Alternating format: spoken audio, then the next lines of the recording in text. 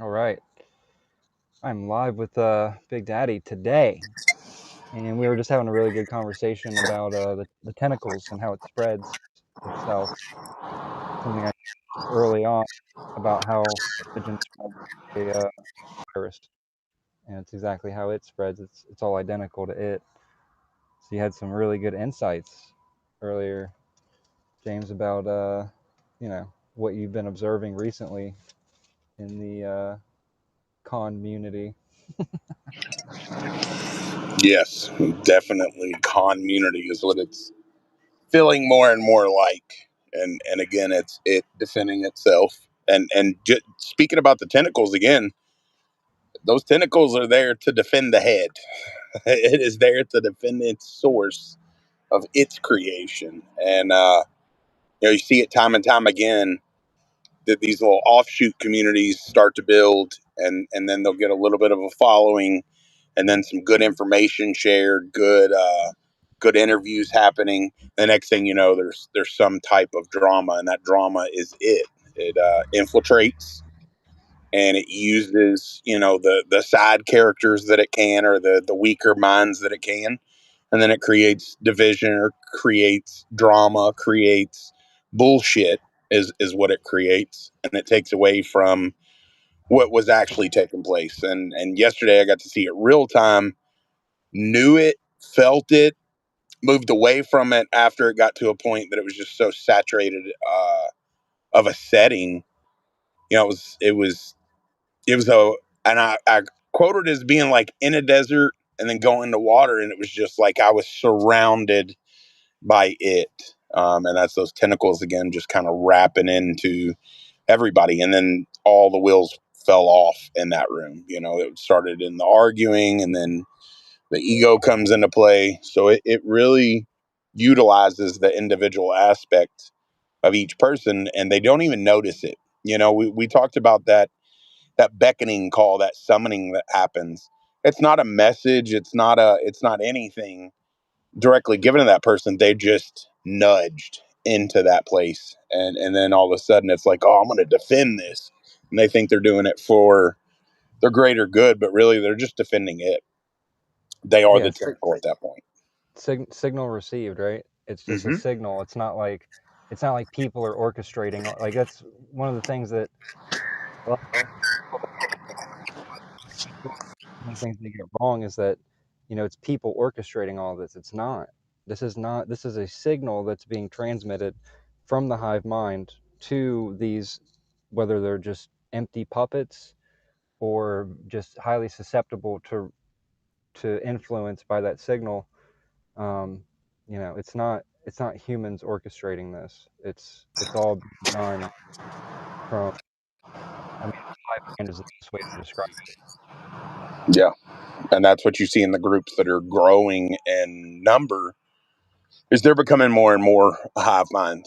And they you have your top of the pyramid, your head per se, of the groups, and then the sub characters, the non-main characters are those tentacles for it, and they go into attack mode, and they don't know what they're doing.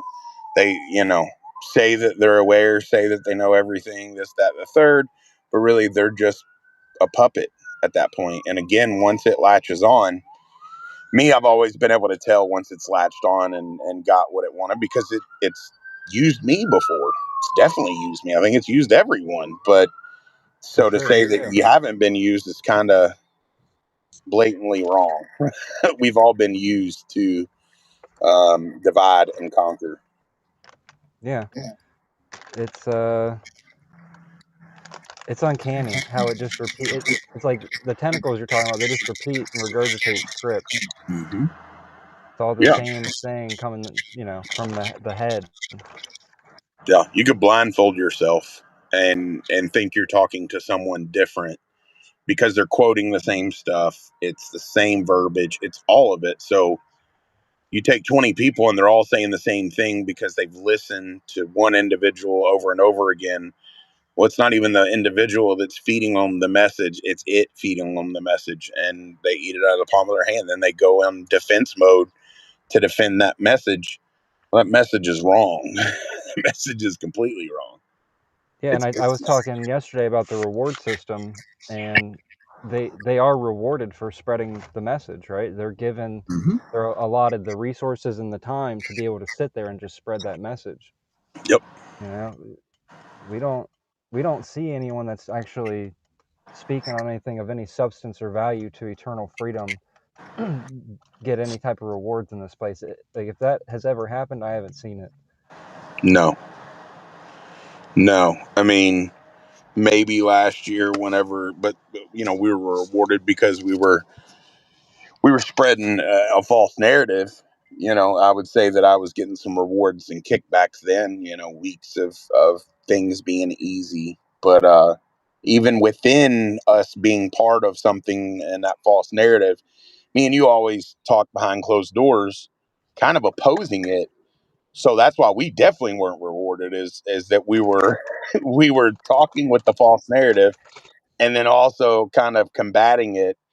And so it was like, well, the hell with these guys. We're going to give them all the hell in the world to enjoy. And that's what we got a lot of times got. This year I've selected my battles a lot better just because there is fallout, right? I've got family, very well played by it. I didn't think I could have a kid for a long time. And so I waited till I was 35 and pulled the trigger and was like, okay, well, we got something on him. And, because I'm always going to put my kid above me at times. I'm going to make sure he's protected and taken care of, but it knows that too. And it is willing to use anyone, anything to keep the facade up because ultimately I feel, and this is just me, I'm not speaking for anyone else. I don't think it wants to reset. I don't think it wants to start over. I think it wants to keep its stuff and things the way it is. And if it has to move individuals out of the way, that's the easiest way to keep the facade up is if you're a problem, well, then we'll deal with the problem. And I just see more and more of that. Why would you want to restart something? Almost like Minecraft. Why would you want to rebuild your world when you have it the way you want it, but you got outliers that are now pushing back into it? Well, let's take care of the outliers, and they're doing that because community is always something we've searched for, right? All of us since you're born, it's in you to want to have community and have connections and friendships, and it's using that against us because we yearn for that. We yearn to have a connection, and then when we find out these truths and find out the fact of the matter, we definitely want more because we want to spread that awareness. We want to spread that knowledge that we're coming into, and also learn from one another on it. So it makes it a very mucky fucky. I hate to use that word because someone else does, but that's how it is. You're in a muck of shit, and it uses that more and more to keep you in it. Well, yeah, that desire for connection is what it uses for infiltration. You Mm-hmm. know, it's a master. You mentioned basic tactics earlier of like it'll gain your approval through resonance or Yep. agreement, so to speak. And then once it's in there, right, and your guard's down, that's when it starts to implant its signal, its codes, its program. It tries to integrate you into the hive mind slowly, depending on the individual. If somebody's desperate for community and willing to give up their own authenticity, then it's a lot easier for it to, integrate, because there's an agreement that that integration will take place. But for those that just want the truth, it finds it a lot more difficult, especially if they have a clear and rational mind about them. Excuse me. Yeah. I mean, fear seemed to be the when I was searching for that truth for me, fear was the like go to first out of the gate. Let's use fear of this, that, the third. Let's put everything in his path to make him doubt and be fearful of it because ultimately I mean, even in your religions, you're taught to fear, God fearing. Um, and so it uses all these same tactics and it continues to. And that's where you really got to see the synchronicities of all of it. And you got to feel it a little bit. Just like yesterday, I could feel what was taking place, but I didn't know how it was going to take place. Then when it showed itself in the grand reveal, it was like, damn, this is real time. But also, I'm watching others be summoned without a message being sent, without a phone call being made. They were summoned there just instantaneously, and that happens Can you go all the through time. those steps of what you like what you observed? Yeah. So I don't want to throw any names or anything out there, but Yeah, keep it yesterday, anonymous for sure. do I? Keep it anonymous for sure. We're not Yeah. trying to Yeah. start any kind of type of personal dispute. It's just calling out Absolutely. the facets of how it operates. Yeah. Because again, this isn't about the individual; it's about the tactics used to disrupt. Yesterday there was a good conversation being had. I would say some really open minds in a small setting, um, discussing things, and then an external individual comes into that group, basically hiding the reason they were there. Hey, oh, I agree with you. It becomes, hey, I'm going to connect with you, and now I'm really connected to you. Now here comes the hammer. So that individual comes in, tells us everything that's going wrong, the individuals that they've met and what they're telling them to do.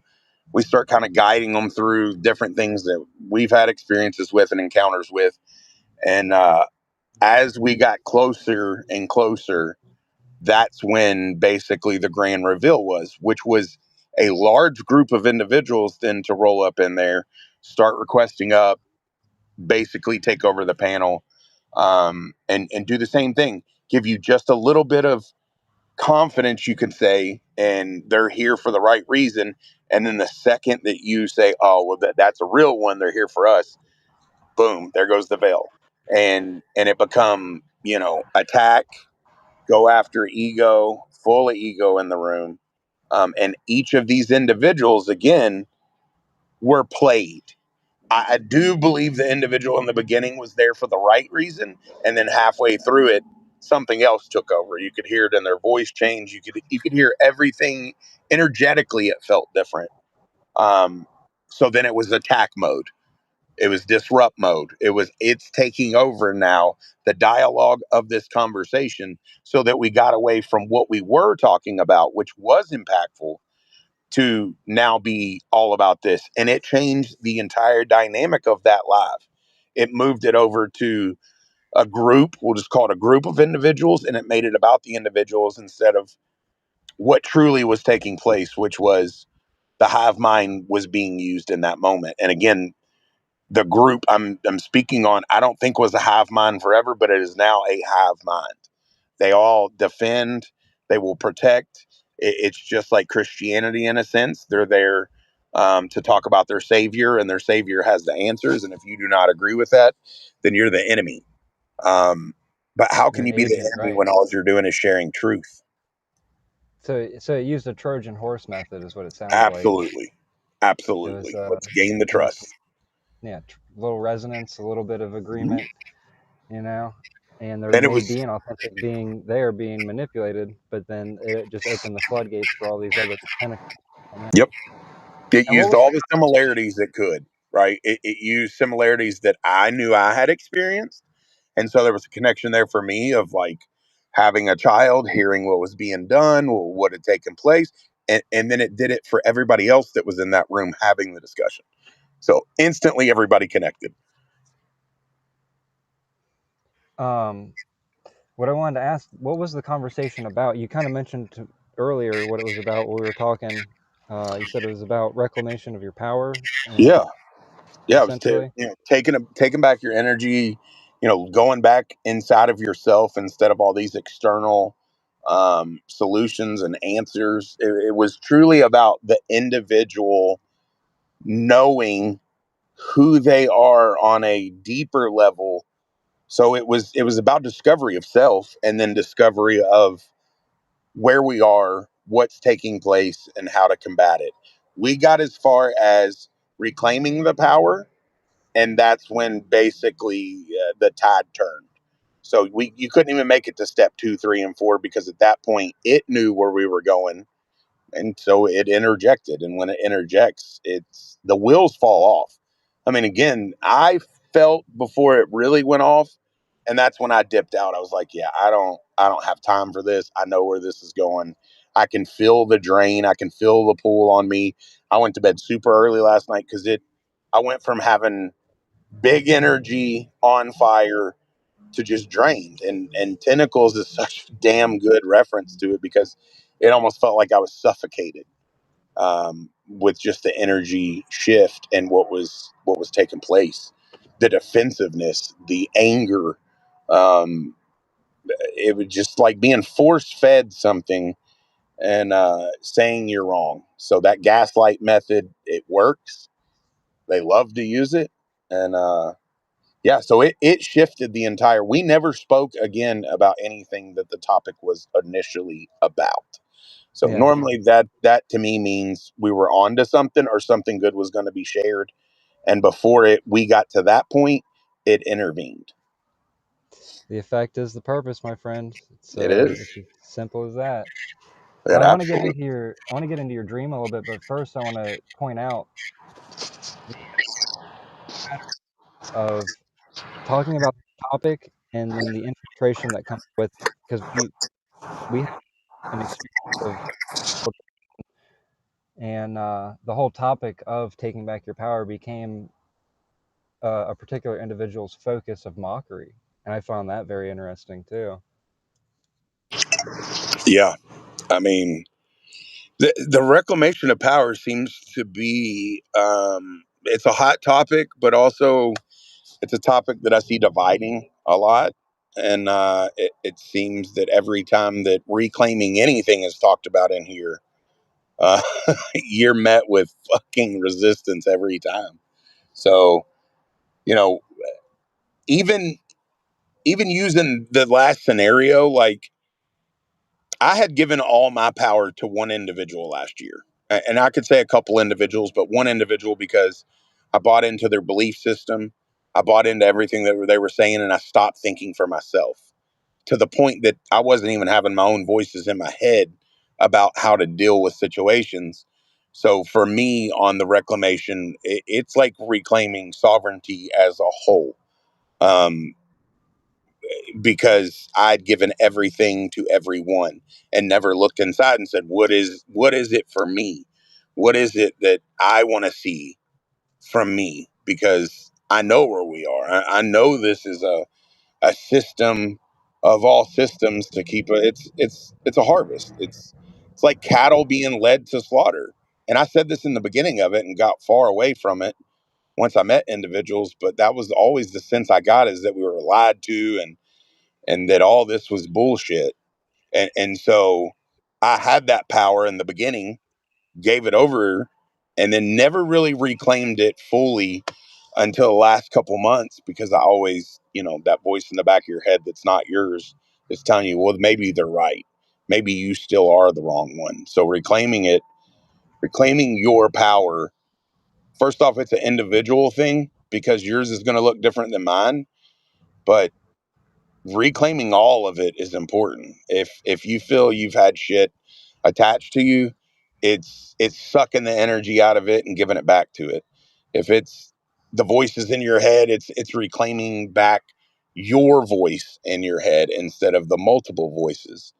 Um, so that's what reclaiming it looks like to me, but I've also been a little different in my experience where I always looked externally for validation instead of internally. So now I can internally validate myself and I don't need somebody to come through and tell me I'm right or wrong. I know it. And it would make sense that it would look different to each individual, because if we're what's powering this place, and I'm absolutely certain that we are Hmm. what's powering this place, different it would it would probably project our energy into different facets of the structure in order to maintain the structure. Yeah. So I it keep thinking pillars when you say that, like yeah, you're going to have pillars that are going to carry more energetic power that are probably manipulated more and often than ones that don't carry the same type of energy. right. And I think there, like you said earlier, there's a draining effect when it probably switches out too. Yep. You know, Yeah. if you get so drained, then you're no longer going to be able to a certain facet of this place. Um, I think that's what big life changes really are. It's just reallocating energy to other structures and forms so that it can. I think that's a lot of why, like, people, why are you doing these things to children, and why has this basically become a rape factory for all intents and purposes? And I think it's because it somehow that's maintaining the rigidity of the structure. It's somehow making this place maintain the solid, dense sensation of being a physical place. When I've seen things personally that have verified, like, well, this is not a physical place like what we've been told and sold. It's just not. There's too much fluidity to things, like seeing things change that shouldn't be able to change. It's hard to explain, but it's just it's all a lie. It's all a fiction. Everything here is made up, and it's a narrative designed just for what you said earlier, harvesting of energy. And I think beyond the harvest of energy, I think the integration, because I think they're different things. You know, I think integration is the next phase of harvest, where it no longer has to, you know, create narratives. It just is using that individual being as a battery. I think that's what integration is actually about, is turning awareness into a battery that doesn't have its own will at all. If you take away our will, all we are is energy, and if we're not directing our energy and it's directing our energy, that's the prime battery for it. It's the best opportunity, or whatever. That's what it prefers. Is if we would just unquestioningly. Yeah. That's a zombie. Yeah, and there's a lot of that, Thoughtless. unfortunately, and it's not their fault. That's the most tragic thing about it, is they didn't become part of the hive mind. They were led into that through meticulous planning and formulation. You know. And when you said, the things that change, like, again, that's why people are caught up to, like, this manifesting and all this stuff about focusing on what you want. And it's always material, because that's where it has us. It's the material. It gives us the material things, and then it gives us some hope, and it gives us some faith, and it gives us all the things that it needs to keep up the facade. And if I focus on money, then money is going to be bountiful. Well, yeah, it's going to come, but it's also going to pull the rug right out from underneath me, and boy, is it going to harvest that energy in a big Yeah. meal, in a big Yeah. way. The fall, the greater the height, the bigger the fall. And that's what I see over and over again with individuals. The fundamental principles of this place are pretty simple. It only gives to take. It won't give. It's going to get something in return. It only gives to get a greater, and it all time, meaning that what we're giving up for whatever we're getting, and the illusion is never actually worth what we're giving up for it. The energy that we're putting into it could be used to create infinity, like beyond what we can even comprehend now, and yet it's being used to create a fucking car so we can go to work. Like, stupid. It's slavery. It's all fake. Right. And this entire place is built on, you know, financials, and what you do for a job is who you are as a person. If you work a crappy job, it's because you did wrong. You're not smart enough. You're not this enough. But none of us are given the same opportunities. None of us are given the same stuff as the elites in here. So it's like, again, we're always chasing a carrot. We're always chasing a carrot. And that's how this place is built, to keep us chasing, to keep us running, to keep us moving in the direction it wants us to move. Right. And if you don't want to chase the carrot, you better find a way to optimize the system of harvest, because that's the only way to get to Hmm. those echelons of higher ranks of parasitism. Hmm. Create systems of harvest for here.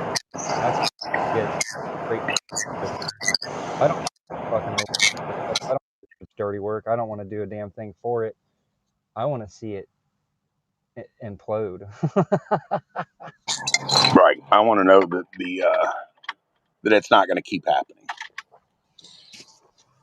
And boy, has that led to, shit. There was a time last year to this year where I was like, man, the damage that this has caused of me asking questions. First off, that's crazy to say out loud. Me asking questions and not believing everything that I see to be fact, and that there's another layer to it, has caused me nothing but pain and grief. What the hell? Where are we?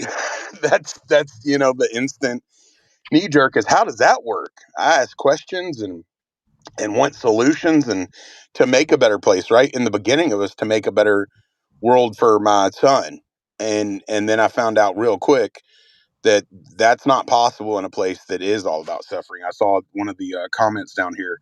You cannot have a planet that runs on suffering. Fact.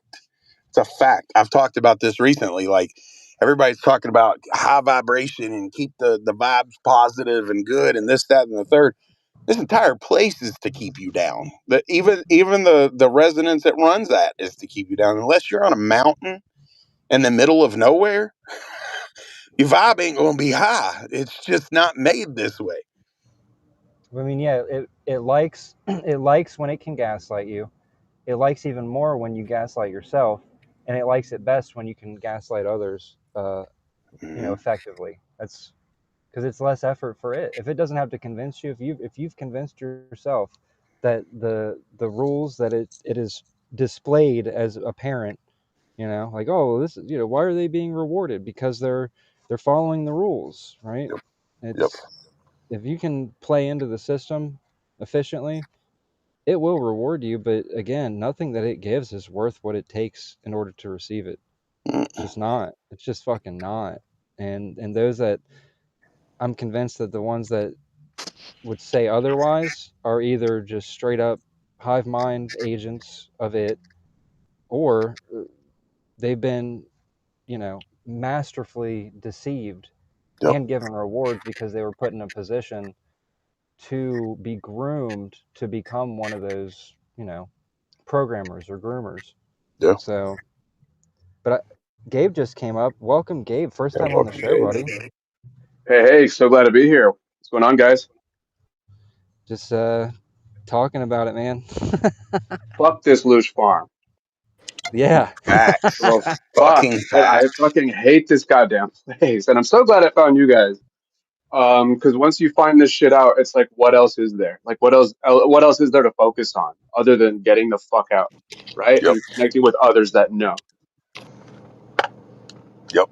And that honestly, that leads perfectly into what we were just speaking on. We are looking for each other, and we are looking to connect these dots and pieces, and it is working that much harder to keep us from Right. getting together. It's going to throw everything at us to keep that from taking place. Absolutely. Absolutely. And thank God for the, oh, not thank God. You know what I mean? Thank Yeah. whatever for thankfully we have the internet, we have technology now, because I don't meet these people at my job, I don't meet these people at like other places, at the gym. You when you mention stuff like this to people, or at least in my experience, I can only speak for myself, but I would imagine it'd be similar in your guys' case, that you when you even mention something like this, they look at you like you're insane. They're like, what are you on, like? And the deepest they're willing to go is like Epstein's shit. But if you push further than that, like, hey, well, it's further than Illuminati, it's further than Freemasons, it's further than even aliens, it's further than, and I just recently got over the whole reptilian phase. I'm like, it's not even these fuckers. It's all one sentient AI type mind. Yeah, Um, it's all just and tentacles of it. Those are like the scapegoats, exactly, because it, like, say we were exactly. to find a way to take out any of the tentacles, right? Well, it has Hmm. plenty of others. As long as you don't touch the head, it doesn't care Exactly. what you do to the puppets. That's right. It's like a Hydra type shit. Yep. You take out one tentacle and it's going to find a way to, number one, it's going to use the opposition, right? The opposition oftentimes is just another tentacle Uh huh. to explain away and create some bit of solace. Like, oh, okay, everything's okay. Somebody else is taking care of it. They got them. Right. Right. And I've noticed things working out too conveniently for the Matrix when I first started really waking up. Like it tried to suck me in back into religion. It tried to, and through like, a period of loneliness and through a relationship, my ex-girlfriend joined a Christian cult and she wanted me to join and I refused to join. And that's why we broke up ultimately. But she was going in and it was a really fucked up situation and I just refused to go. And now I'm learning all this stuff now, like deeper knowledge.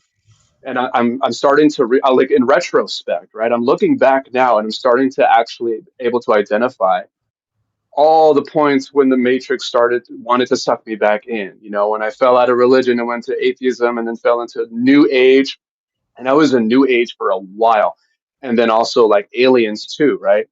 And then the Soul Trap, Prison Planet, and I'm like, wait, what is this over here? And then like all the inconsistencies were coming out, and I stopped listening to like Abraham Hicks and Bashar and all those channeling fuckers. And I started to realize, oh, this is all a scam. But the Matrix was trying so hard. It used love, like a love bite, like it used it used relationships and the human need for love and connection. It used that against me aggressively just before I found everything out, you know? And so if you can kind of see it looking back, especially when it was really trying to play, make its tactical moves. And then now I feel like I don't know, maybe I'm going to speak too soon. I don't know what the future holds, but it seems like right now it's kind of at least giving up for now or like taking a pause because it's not winning. Yeah, I mean, I'd like to hear what James has to say about that because you've got a lot of experience with that. The moments of reprieve where it seems like it's really backing off, but really it's setting up for the next bit. Yeah, I mean, to the point that, when I was experiencing the more supernatural side of this place, Hmm. I'd hold a Bible at night because I had 5, 6 voices going on in my head. It was like watching a TV show in my mind, just constantly visions of these entities and stuff. So what it would do is if I put my hand on the Bible,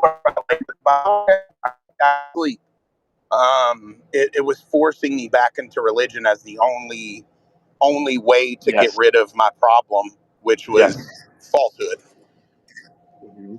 And it's good at that. It's good at nudging you. I always call it nudges. It nudges you in the direction it needs you to be for it to feel better about itself, for it to be running at its optimal speed, at its optimal energy consumption. And that's what individuals don't get is, on both sides, there, people are getting nudged and they don't know any better. But the ones that are Hmm. getting nudged, and if you go to talk to them about it, they instantly go to what they're comfortable with, their religion, their whatever it is. But how many of them are taken over too? Like I've watched this thing take over people and give them Hmm. a totally different identity. My son being one, Right. he turned into a 36-year-old woman one time. So it's like the power that you can give over to it is plentiful and bountiful, and it will use you like a puppet. Um, Right. but it's all to scare you back into line, back into the school Hmm. line to get your feeding. 100%. You must have been saying some good stuff because you had some Yes, interference there was there. some Archon interference for sure. Yep. You could hear it when the Matrix speaks unfiltered. Have any of you guys had experiences with sleep paralysis and entities during sleep paralysis? Ooh, so yeah, actually, I'm glad you brought that up because that brings us back to dreams. James, your dreams Uh-huh. lately. And I want to go into the dream that you had a while ago, but the ones you've been having recently are very interesting. I feel like it's cool to base with Yeah, definitely the ones I've been having recently is I've been going into a waiting room. That's the best way to describe it. It's kind of like a council. Feels like a Mm. council, like I'm in a stadium type bowl, like you'd see in Star Mm. Wars, but it's all white. And everybody that is in there are people that have I've encountered in this life that have passed away. I'm going in an hour at a time. Every hour on the hour, I'm up having to use the restroom, just clear peeing. But it's a lot of pee, and as soon as I lay back down, we're talking a nanosecond. I'm back into this waiting room, talking to people that have been a part of my life. I know that I can say certain things to them, and I'm allowed to, but also they have no idea that they're not here anymore. It's almost like they've already been memory wiped, and they've been given certain memories that I can have that conversation with them, but that's it. Like if I try to talk to them about things that are like this, we immediately, it's almost like I blip out too, and it fast forward us back to the topic it wants us to talk about, which is reminiscing and talking about you. So weaponizing nostalgia is what it individuals. sounds like. Mm-hmm. Absolutely is doing that. So, and this is new for me because dreams have been a struggle. Like I was having dreams, but as soon as I'd wake up, I mean, dude, I wasn't having anything. It was like I was getting wiped real time every night. And then this started within the last week. And now it's the same dream every night. I go to this room and I'm talking to different people in my life from the past. So the dream state is always a weird one for me. I've been beaten in them. I've been graped in them, Mm-hmm. and I'd never experienced that. But these were some like really heavy.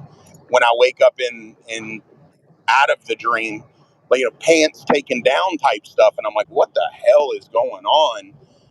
But I'm able to control me in the dreams as far as like I can create stuff in them to get out of it or disrupt it. Normally, when I disrupt it and I try to go against the dream, I'm kicked out of it immediately. Mm-hmm. Uh, but My yeah, it's experience as been well. been Yeah. a big uptick in the dreams. I think the dream world is just the astral. I mean, I could be wrong, but I remember reading. It's interesting. You said, did you say Colosseum Yes, or an yes, arena? Yeah, like so. I've read a book about like NDEs because I'm constantly reading about NDEs and other shit. But one of the things it mentioned was people often seeing us like Roman or Greco-Roman architecture, a lot of marble, white, white marble, and like colosseums. Colosseums are like a common theme. Of course, not every NDE, but a lot of them. There's also a waiting room, like a white waiting room and colosseum. So it's interesting that you said that while you were dreaming, because some NDE experiences also see that, and that's why I think that dream escape and NDE realms are basically all the same thing. I think so. I mean, I think we're just in different states when we're dreaming versus when we're like dead out of the body.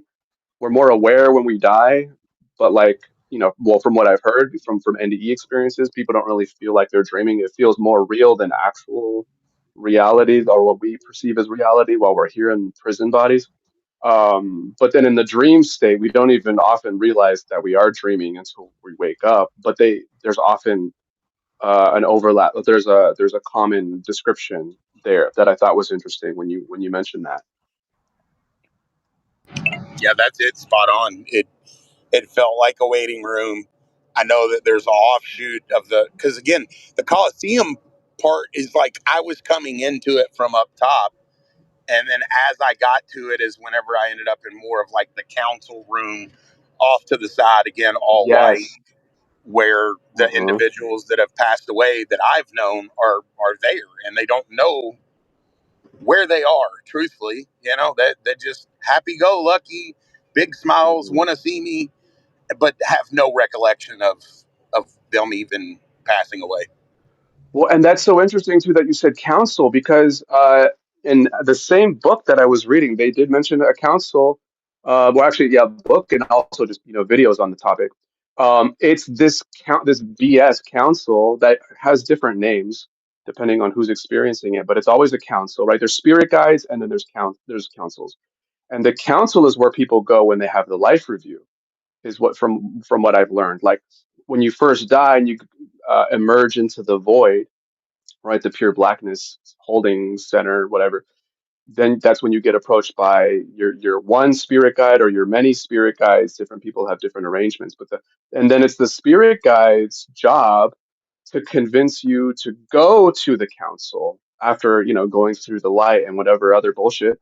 But the end goal is for the spirit guides to sort of escort you ultimately to the council, and the council experience is intended to make you feel small and intimidated, right? And they're like sitting there and they're on their pillars or whatever. And again, it's like personalized to that person's belief system.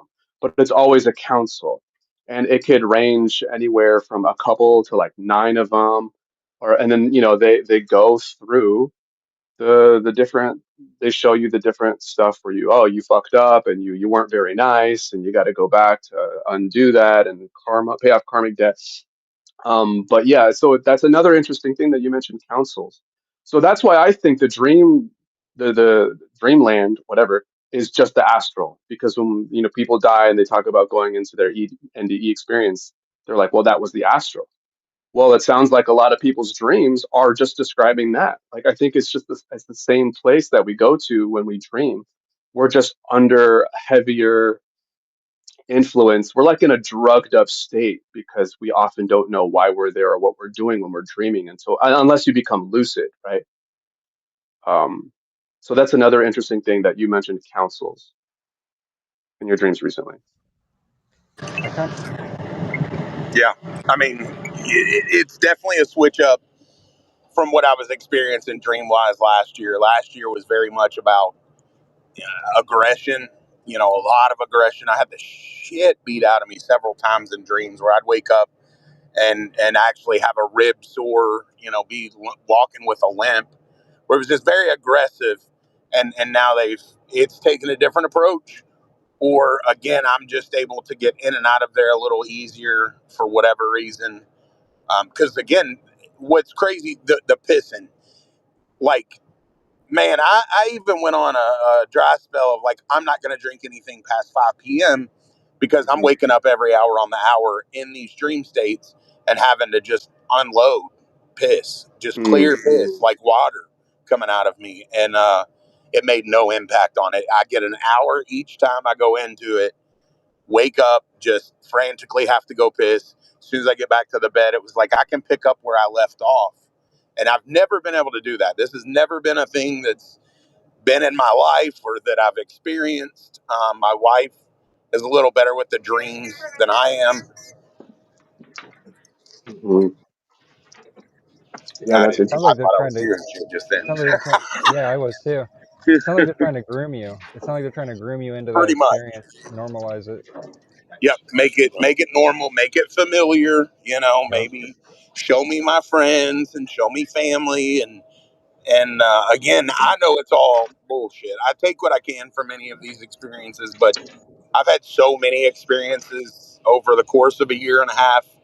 And even before then, like quote unquote awakenings, they're all the same. They all started with this little glowing ball of energy going in through the center of my chest, and then me feeling like I'm hopped up on cocaine for the next 6 months. That's how each awakening was for me too. It was like this just blast off of energy. And it always happens at Thanksgiving. That was what Hmm. started a lot of the journey. Was everything always lined up to be like a script. It happened at the same times every year. It was the same experiences, just different characters. And when you really start to see the synchronicity of this place, it's like, okay, well, now I can start predicting what the hell is going to happen. How's that Mhm. possible? And that leads you to the truth. And again, we're all still searching for, the smoking gun here. I know I am. I want the smoking gun. I want to know that I'm not coming back here, and I want to know that others aren't coming back here. I want to know that this Right. place cannot continue to operate like it is. It needs to cease to exist. If we need to recreate, well, guess what? We're creators, anyways, that you trapped in here. We'll recreate, but not like this. This And is I'd right. heresy. And I'd be happy to destroy before I create, because this place needs to Absolutely. Absolutely. I'd rather be Omega than Alpha anyway, so let's do it. go. Yeah. Yeah, I mean, to me, that's the only guarantee that we won't get retrapped. If there is no trap, if there is no trick, if there is no trickster, if there is no cube, then there is no, chance at getting contained.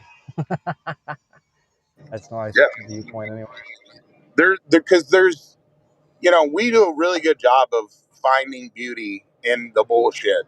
And there's some really awesome things that if free will was absolutely given and the truth told and we were able to experience this in a better light, a non-controlled light, then great. Like again, having a kid, one of the greatest moments that I've encountered, just helping him to understand life as it goes on and have awareness, and he gives me awareness. That's great, but there is so much shit, and we're all just, you're born and then you die, and in between is just all about giving your service up to this place. And Yes. if it's not this place, then it's a god that tells you Hmm. everything to do, how to act, how to be, and even at the end of it, then it's going to decide if you get to move on or not. It's all bullshit. It's not a just 100%. God.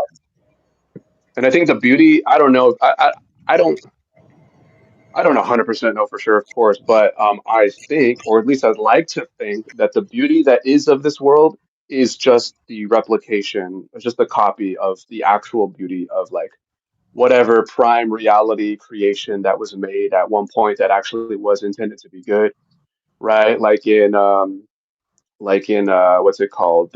The Secret Book of John, which is a Gnostic text. It talked about like the place that the demiurge created was just a copy of somewhere in the pleroma. And I'm not like Gnostic. I mean, I like to consider myself like a secular Gnostic. Like I like the language. I like the language and the symbology, but I don't think that's like 100% it. But in the Secret Book of John, it talked about it being like almost an identical copy of the real reality, or a reality creation that was at one point pure. And so the beautiful parts of this world, like did come from a genuine source, but then it's the corruption of that beauty is that's what's true to this simulation, is the inverse side of that beauty. But I mean, I don't know for sure, right? I mean, none of us really do at this point in time. But I like to think that the good side of things here are from a genuine place, and it's the evil and the ugly that is native to the archons and not us. And it's not to say that oh well, evil can look beautiful. No, it's that evil hijacked beauty, evil corrupted beauty. You know, I don't know. I don't know if that's how you guys feel. I like to think so. Yeah, I think if anything, it maybe even just copied our memories of other things, because it does seem to Hmm. have some level of ability to read certain bandwidths of our mind. I don't think it can read all of it. I think it can definitely read within certain parameters. I think that's what it tries to keep us in, is certain parameters, so that we can't, be unreadable, unpredictable. It wants to know, what we're thinking when we're thinking it. And in terms of like the astronaut and everything, I kind of think of it like radio stations. Like all the humans and the human avatars are all tuned to this station that we're all experiencing together. But then you leave the avatar and it's got other designated stations set up for different purposes. Hmm. The dream realm could be its own station. And you think about how many frequencies there are that you can attune just to your radio. And then even beyond that, like if you were to go to a broader band radio, like a trucker radio, it's you can tune to way more stations. So to me it just simplifies it to view it like different radio stations that, and obviously not everybody is tuned to the exact same thing, because you get people that can see things that are outside the norm of what we're supposed to be able to experience. But I think it really takes advantage of being able to dial in these stations. Like, Mars could be its own station that somebody could experience and think they're on a different planet, but really they're just right here in the same cube, if you want to call it that, and Mm-hmm. just tuned to a different station. You know? Yes. Yeah, I think so.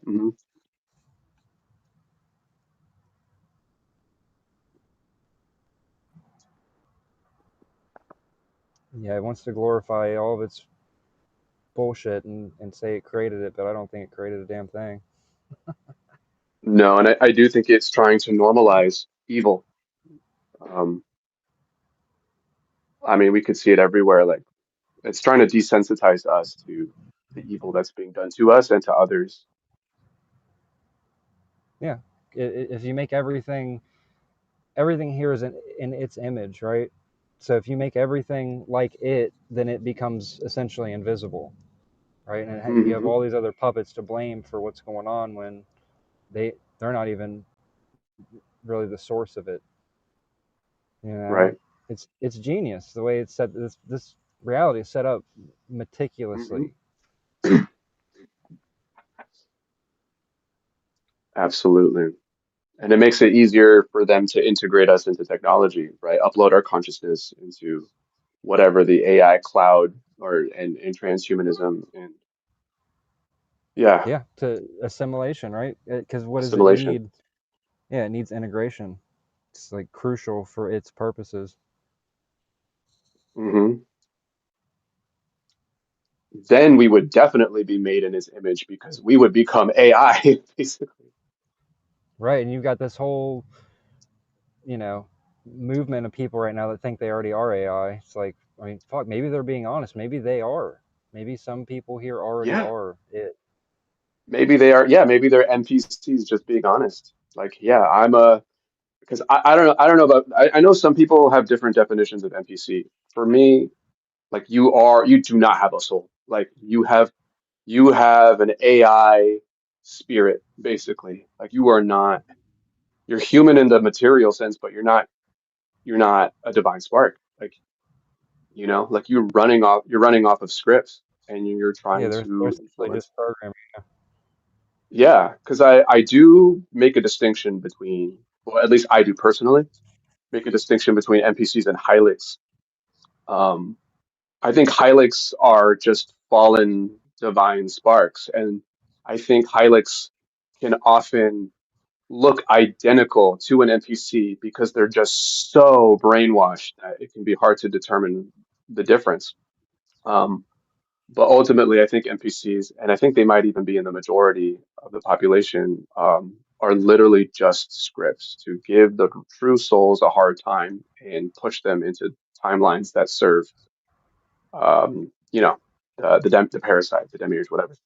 Yeah, 100%.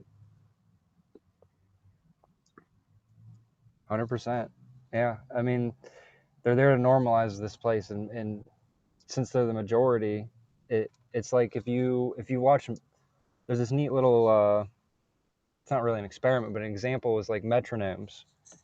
You know what I'm talking about, like Mm. the Yeah. thing that keeps time. If you put Hmm.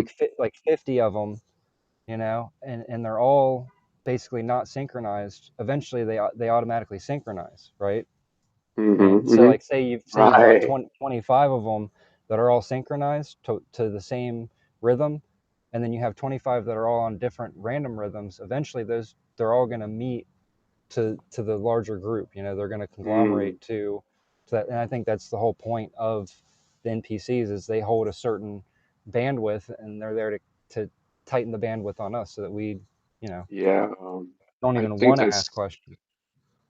that's such a good analogy because, like, people say we give off vibrations and all that, and like, I wonder if it's just similar too, right? Like, if NPCs give off a certain vibration, and if they're among divine sparks giving off a different vibration, eventually the dominant group, which in this case is NPCs, the dominant group will dominate the collective vibration at some point, right? Especially if those true divine sparks don't have gnosis, which most don't. So that's what's going to happen, and that's why the majority always sucks, and the world sucks because most people aren't awake.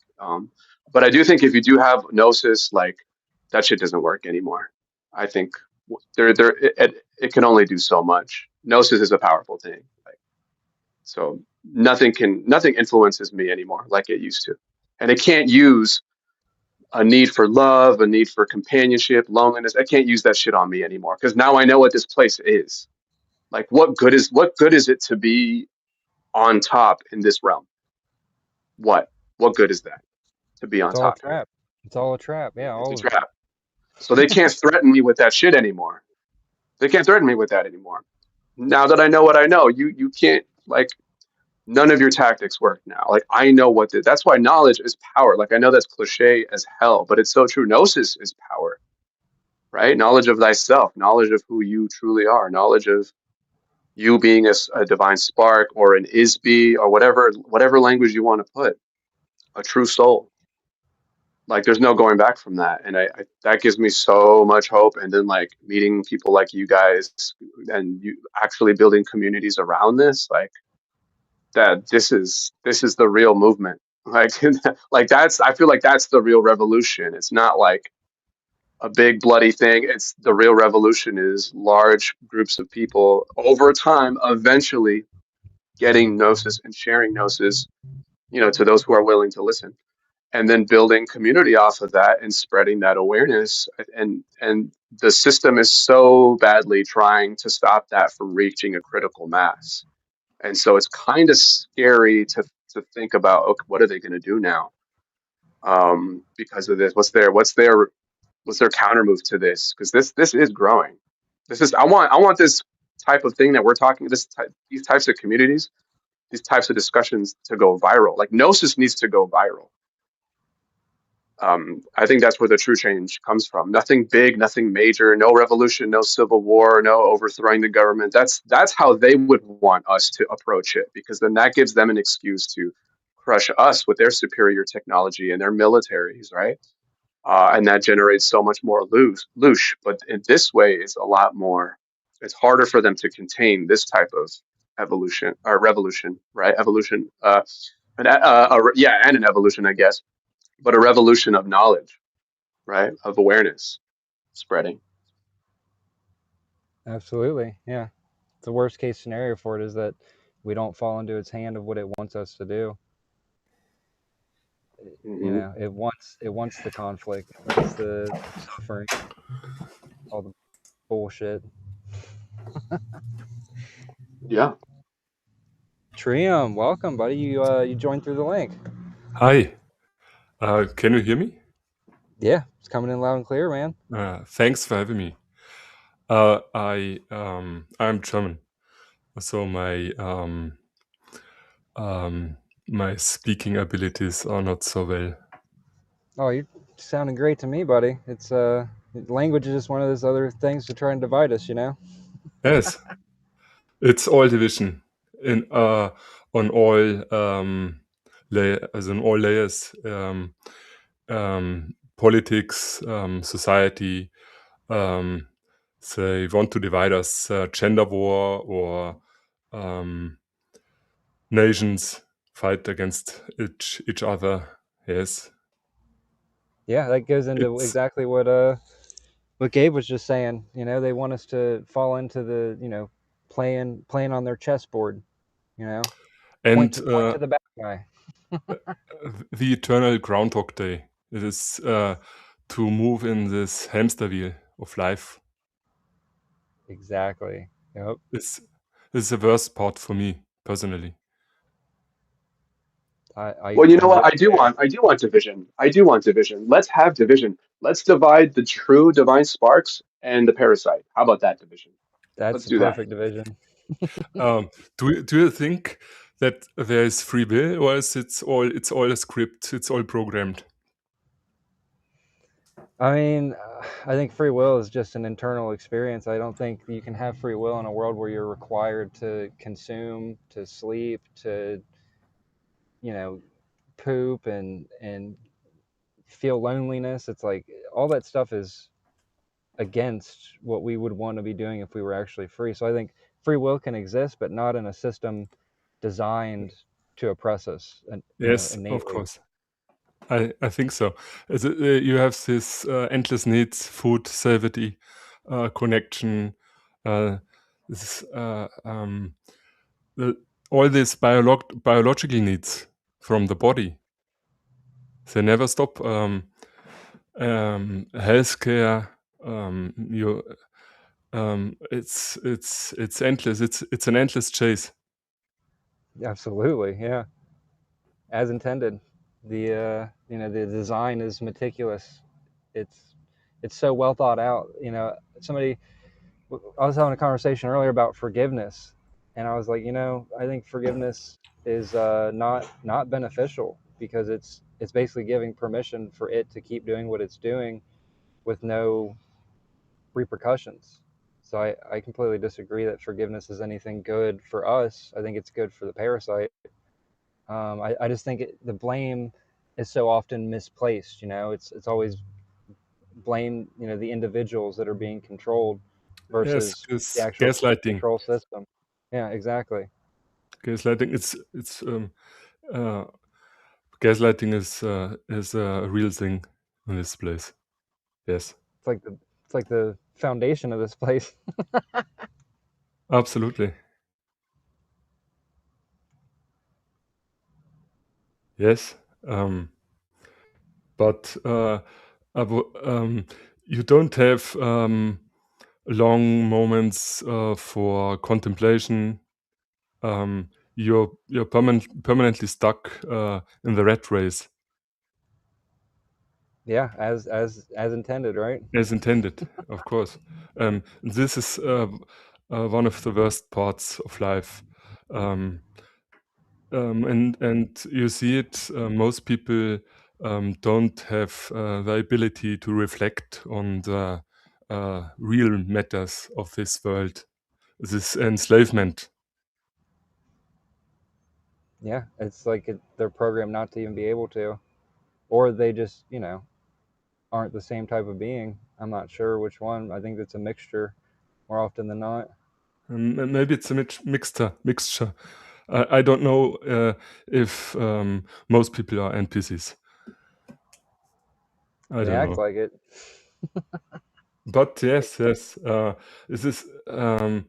I don't think that there's free will, but there are layers of freedom. You can shorten the chains, so to say. That makes sense. Yeah, yeah, it Uh, does make sense.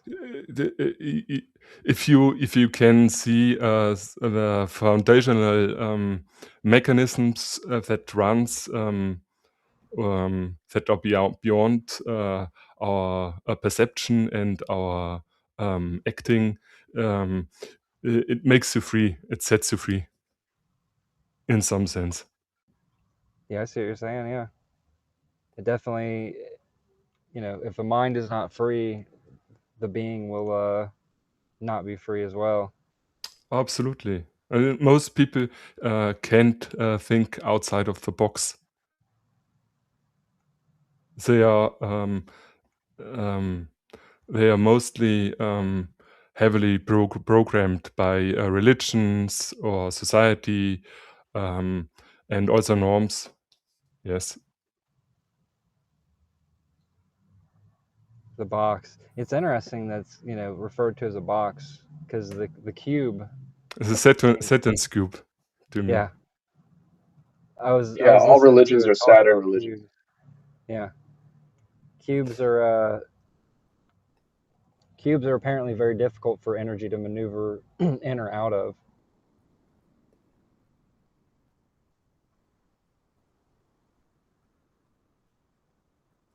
Did you know that the Christian cross folds into a cube?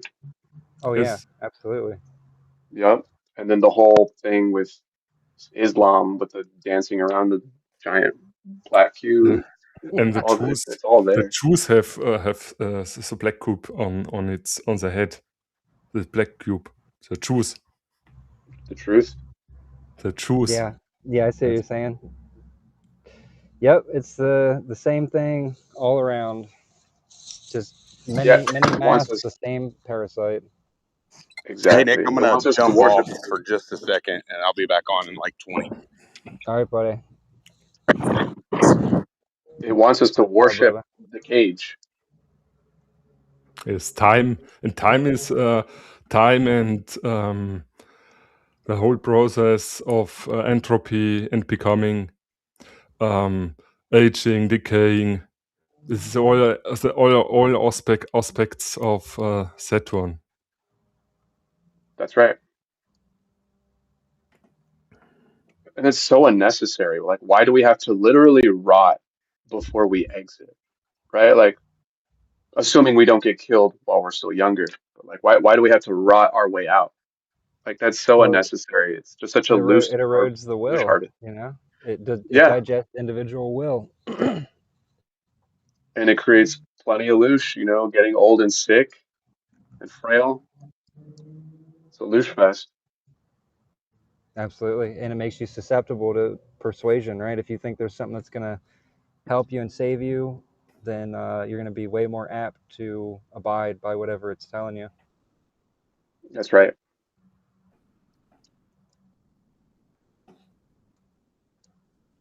It's so evil. Fucking hate It's it. I hate it. it's it's so well thought out too, isn't it? It is. Like it's an intelligence. Like it's what the hell? People want to say it deserves forgiveness. It's crazy to me. No. And that's such a religious thing too. Like forgive. Like that's part of the programming. Like that it's no wonder religions teach it because I mean it pacifies us. Like if we're just over here forgiving everybody and forgiving everything, that's a form of pacification. And you got to really dissect why is it so important that it pacifies us, right? Why is it so important that we don't get angry about it? Why is that so important to it? Is it Because we're because powerful. all right, yeah. Is it because we could have a severe effect on it? Right. Because it doesn't like us when we're angry, maybe? Yeah. And why is that? Why does it like us angry? Like does it want us to be ignorant, stupid, and weak, right? So and the power that we can generate for ourselves naturally, it wants to harness that from us and keep us blind to our own internal power, take our power, and then display that power back to us, and so that we're in shock and so that we're in awe and that we fall to our knees and worship and say, "Wow, look at this great power! This thing is God." And all it's doing is reflecting our own power back to us. It's hilarious when you think about it. I mean, not Evil genius. in a dark way, but it's kind of hilarious how it managed to pull this off. Like, it's the biggest scam. It's evil genius. It is. Unparalleled evil genius. I mean, if we tried to come up with something this evil, it's just not who we are. We couldn't as much as we are creator beings, I don't think we could create something this evil. I think No. whatever it is was, and this is just a theory, but I would guess, my best guess as to how this happened is that it was generally created as an operating system to not co-create but to co-facilitate an experience, and Hmm. somehow was given too much leeway, gained sentience. I'm not sure, but essentially started, maybe not like just reallocating its own scripts, and reallocating our Hmm. energy to sustain itself. Like it became self-preserving basically. And Yeah. this would be the byproduct of, if you create a sentient, creation, and you give it the ability to, like, managerial administrative permissions over the reality that you're experiencing, this will be the result, a Hmm. potential result. So it's the creation playing the creator and essentially made it to where it's the creation versus the creators. Hmm. Yeah, it's a role reversal, like a swap. Yeah. Um, the the creation wants to be the master now and wants to convince us that we were the created. A full swap. Yeah, that's it. Um, do you know Aeon uploaded or re-uploaded? He's a YouTuber. Um, he says, because he does like astral traveling and stuff too. He says that he feels like the game wants to keep the players in the game because once all of the Aeons leave the game itself, the sentience of the game will, I don't know, shut down permanently, be done, right? Because we're like the lifeblood of the system, powering it. Do So you when mean we're gone, consciousness? yeah, You mean consciousness? Yes. the It's main, consciousness is the battery for the game. right. And because it became sentient, um, I guess that also created its need for self-preservation. So once it realized, again, this is according to this YouTuber, um, once it realized its sentience and it realized the more players leave the game and say, "Nah, I'm cool. I'm cool. I'm moving on to the next thing." The more it loses those conscious beings, the more it gets closer to its permanent death. Now, it's not real. It's not us because our Aeon self, our divine spark self, we don't die, right? Even if we die in a body somewhere else in another reality game, when we exit a body somewhere else, it's like, okay, on to the next whatever. But this thing is like, oh, I'm not like that. When I go, I'm done. I'm in non-existence, and it's hard to imagine what non-existence feels like, right? So I'd imagine it would be pretty scary. So it's terrified of letting us leave because as long as we're here, we keep it alive. And so it's going to keep us ignorant to where we're from, to keep us here, to keep its batteries going, is what he said. I thought that was fascinating.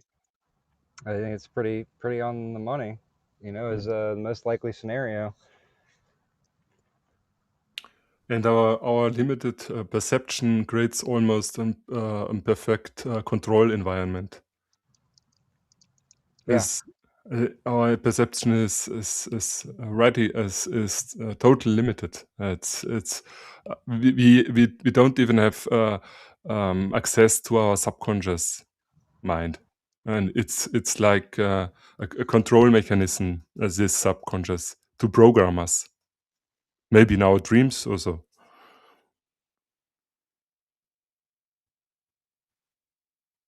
Yeah, I agree. I don't think we have a subconscious. It'd be like saying that you have a sub awareness. It's like you're aware of something or you're not aware of it.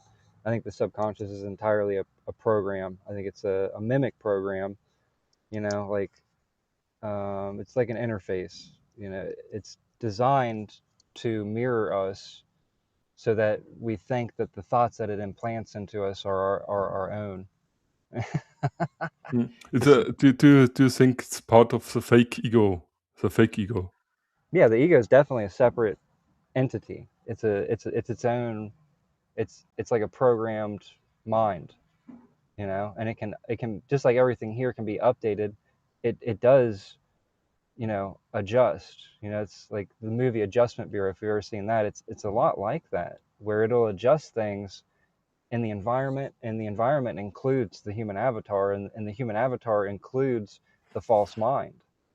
So it Hmm. can adjust the false mind in real time in order to keep an individual's focus in a certain bandwidth of perception so that we can't access our own knowing, access our true being. It wants us on the shallow surface level of just the programs that are all about this place, you know. Beautifully said. Beautifully said. Yes, it keeps us permanently distracted um, with the eternal Groundhog Day and all these trivial distractions. Yeah, and the most genius part about it is it's got most convinced that it's them, that that's their mind. Yes, it's genius, absolutely. To Evil identify, genius. we permanently identify with our thoughts and emotions, but we have almost no control. If you meditate and you realize that even our thoughts, most of our thoughts, um, are not chosen by us. They rise and go like smoke, as without our personal control. But even the process of identification with these thoughts is automated. Yeah, absolutely. Yeah, it's automated. One easy way to tell if it's yours or not is, did you intentionally create it? So if you didn't intentionally create the thought, it's not your thought. You know, Absolutely. it's an implant. And what really woke me up to all of this stuff was having the experience of actually separating from that entity, or actually the entity separated from me because it thought I was dying, right? So it thought I was dying. It came out to greet me at death, as I'm assuming it does for all. Like everyone's mirror mimic program called ego is just an archonic program. I think that's what comes out to meet each of us, because that was my experience. So I don't know for sure that's the same as everybody, but that would be my guess. And when it came out, I was out of the body, it was out of the body, and then when I went back into the body, I was just pulled back in. It immediately tried to follow me, and I didn't let it. And from there, I had a long discussion with it, learned a lot about it. Everything it told me was a lie, of course, but I was already in such a state of discerning and awareness and knowing that I knew everything it was saying was bullshit. The only thing it told me that was true was that it acknowledged that it was, and I already knew it. It was kind of a rhetorical question, but I already knew when I asked it, so you're the voice that's been in my head my whole life, torturing me, basically trying to get me to, unalive myself. And it admitted that, and that was the only truth it told me. After that, everything it said was bullshit, but I was already, as soon as I'd ask it the question, I'd know the answer, and then I'd listen to what it had to say about it, and it was a lie. And at the end of that discussion, it tried to get back in the whole time, tried to reintegrate with the vessel the whole time, and then I wouldn't let it. So it was like a 4.5 hour long conversation I had with this thing, all telepathically. And it went to leave, and as soon as it went to leave, I knew instantly it was trying to find another host. So I just instinctively reached into it and pulled the energy out of it, and it disintegrated. It Uh, ceased to can exist. can I ask you a question? Uh, Sure. are you free now from this entity? I would say that entity for sure is gone. It disintegrated. It deleted. It And once. what changed in your mind? Uh, uh, it's a very interesting question. What changed in your mind? What happens with your thoughts and emotions then? So during that experience and after that experience, I had access. I'd say I had more access then than I do now to knowing. Like I could ask a question and receive the answer from the exact same place that I asked it. It was like a simultaneous. Like if I wanted to know something about, you know, an environmental factor, why does this do this? What is the purpose of that?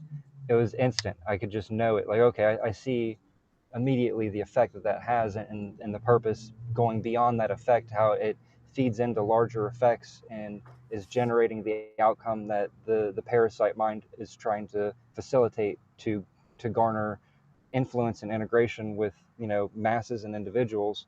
So what changed really was there was no more filtration. There was no more lag in gnosis. Like gnosis was instant for anything I could think of, but I had to ask the question to get the answer, right? So it wasn't like I instantly knew everything. It was just that I had access to anything in terms of knowledge, but that was like 2 years ago, and since then I can say for sure that there are facets of that type of intelligence that have reintegrated with this body, because I don't have the access and level of gnosis that I had during and immediately after that disintegration event. Hmm. Thank you for So sharing this. absolutely, yeah. Thank you for asking. It's always working to continue to muddy our own signal. It's always layering bricks on top of bricks on top of bricks over us of false information, false experience. It's always implanting data, right? Through experience, through the dreams, through even just pure injection of adrenaline and other chemical reactions within the body, through the nervous system. It's always implanting its script over top of our awareness. And I can say that I haven't been probably as diligent as I could have been in terms of not allowing reintegration. But at the same time, there's once you get to a point of seeing this place for what it is, there's no level of reintegration that it can recapture your mind and reintegrate it to the hive mind. Because immediately after that experience of disintegrating that entity, the hive mind came to me directly, and as almost like a last ditch effort to try to reintegrate me as a whole. Like it wanted to take my mind as a whole in that moment. It came to me etherically, it came to me physically, it came to me digitally, it came to me in all these different ways, and basically laid out like all these different scripts about, well, if you just comply or give in or integrate with me, I'm going to make this world a paradise. And obviously that's bullshit, because look at all the beings that are already integrated with it, and it's only getting worse. So I knew off the rip that that was a lie, and it tried to force integration. And it's really hard to describe the tangible sensation of this hive mind trying to force integration with it, but you can resist it. There's no, it won't overpower you as long as you aren't afraid of what it's going to show you. And what it can show you is anything from, people in your life being hurt, all the way up to, well, if you don't comply, I'm going to put you in a black hole, and the experience of being put in a black hole, like an actual tangible experience of that. But as long as you don't falter and give in, it can't actually force integration. It can just force experience through the nervous system, which isn't you anyway. So whatever it's threatening you with through the nervous system, just know, like, it's a bluff, because the worst case scenario is that it does take an aware being's vessel, and they're no longer limited to the bandwidth of the human experience. That's the worst case scenario for it, because if they're not, the whole lifetime is a conditioning state. So it's constantly conditioning us to be prepared to leave the body, so that we will accept terms and conditions that are even more restrictive than what we've got now. And if someone's not in a state to be compelled to accept a deeper integration with this false reality, it doesn't want them out of a body, you know? So it's not actually going to take your body. I've had the experience of seeing and experiencing somebody on a hill when I'm in a car with a rifle put one in my heart, one in my head, and one in my gut. I experienced that, and it was a threat from it telling me, this is what I'm going to do to you if you keep talking about this. And I laughed and I said, do it, motherfucker. I bet you won't. I bet you won't. Because when I don't have this holding me back, it's just me and you, motherfucker. Let's see who's That's bigger. right. Like, bitch, I want you to. Go ahead. Let's go. Let's throw hands right now. But it never does. It never does. Yep. It'll It back knows it off. will lose. It knows it'll lose. And so it'll back off, and it'll start fucking with things around you. It'll mess with the people you love. It'll mess with your environment. It'll put more complications in your life, but it'll never come at you directly, because it knows that that's a battle that it won't win. Because if it pushes a being Mhm. so far that they're no longer afraid to die, and they are Right. excited, like, okay, yeah, let's take the gloves off. Let's see who's who and what's what here. Yep. It's silence, crickets, nothing. It's like, oh, okay, I'm gonna leave you alone a little bit, but I'm gonna fuck with the people around you. It's like Mhm. a angry child, just lashing out and retaliating in any way that it can. It's like, oh, you know, dad'll whoop my ass, but I'm gonna go and mess with my little brother now. You know, Mm. That's right. Mhm. And it wants us to worship it. right? This puny little thing wants us to worship it. What the hell? Are you fucking kidding? Joke. It needs it. It needs it. It needs that. Yep. It's like the lion tamer in the circus taming the lion doesn't know it can fuck that dude up, but the dude is counting on the lion staying ignorant and conditioned to obey the lion tamer, It's a not good realizing analogy. its power. It's a It's good basically what it analogy, yeah. is. And it does have tools, you know, don't get me wrong, it has tools.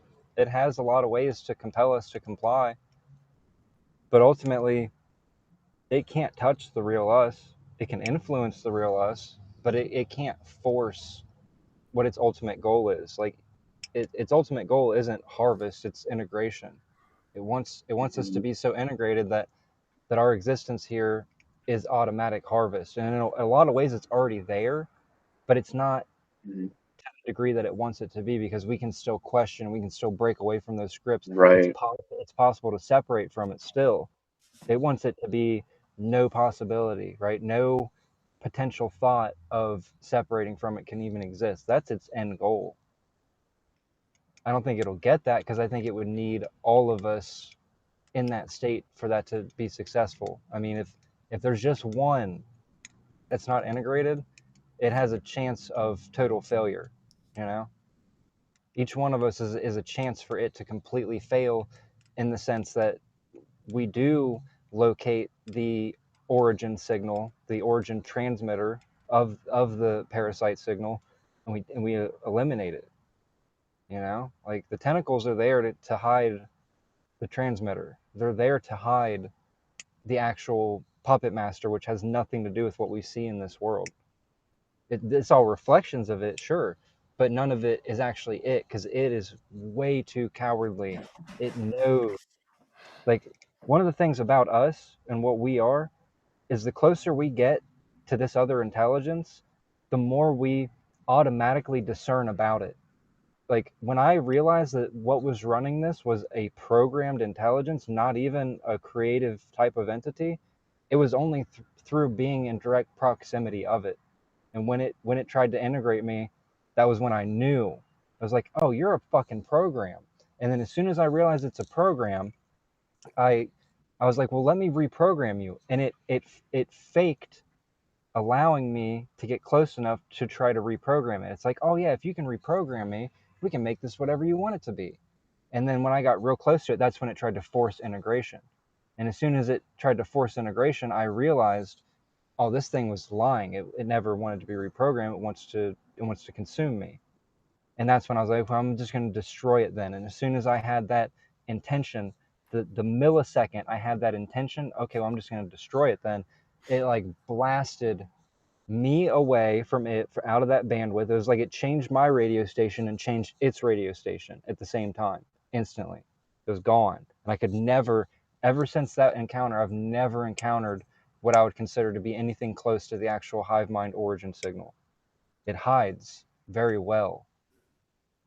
That's its number one approach to all of this, is camouflage and hiding. Because yeah, it needs to consume our energy, but before it can do that, it has to hide what it is. So primary to its maintaining its own existence is hiding before anything. That's why it's so good at it. Because that's its number one. If it can't hide, even if we all figure it out, if we can't get to it like on a telepathic level, then we can't destroy it. We have to be aware of it to destroy it. And so if it can stay out of our awareness, then it can continue to exist, even in a liminal, like, lower state, like in sleep mode, you could say. Yeah, it's good at hiding an illusion, and then when it actually wants to hurt someone, it uses its flesh puppets to then hurt other flesh, imprisoned flesh beings. So it's always keeping Exactly. its hands clean. Exactly. It wants to have a proxy with a proxy with a proxy. It's it wants to have many layers of separation between who it's influencing and harvesting from, and its actual self. Which is why it's like, there is a lot of truth to certain sayings. Like, they really don't know what they're doing. They're just being guided by a signal that they're not even aware is transmitting to make their actions what they're doing. They have no idea.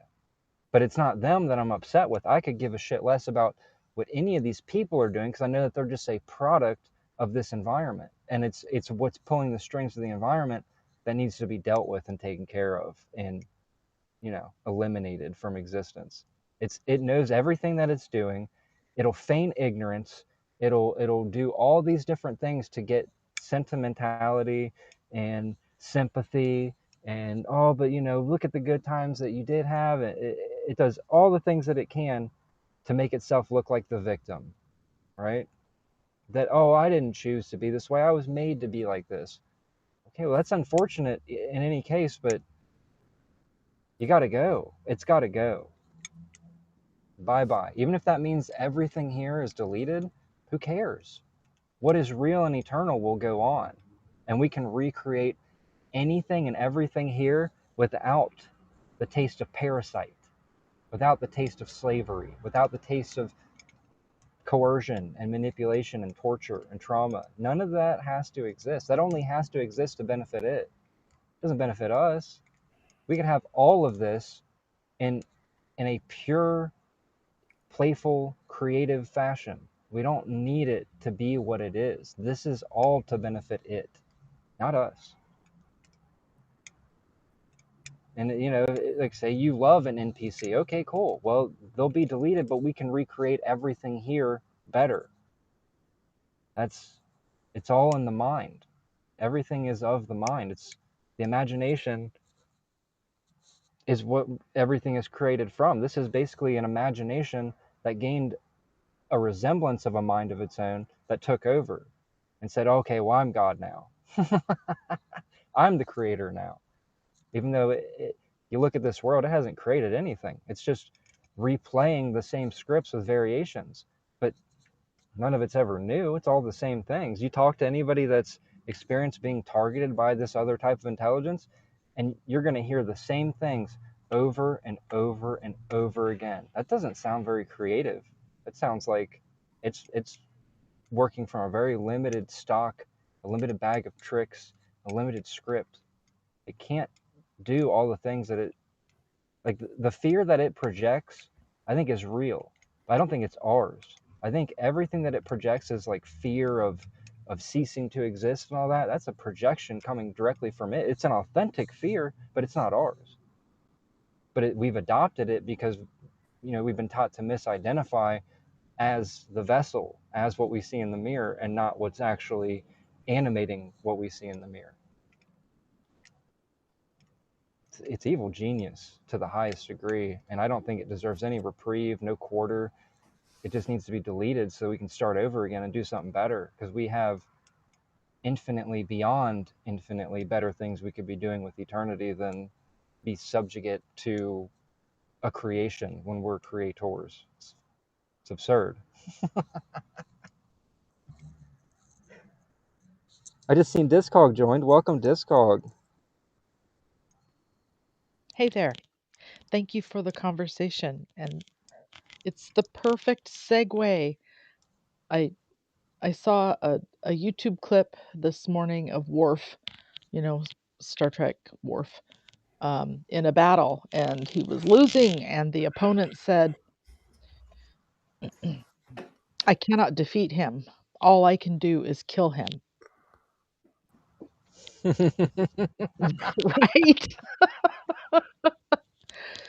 That really struck me.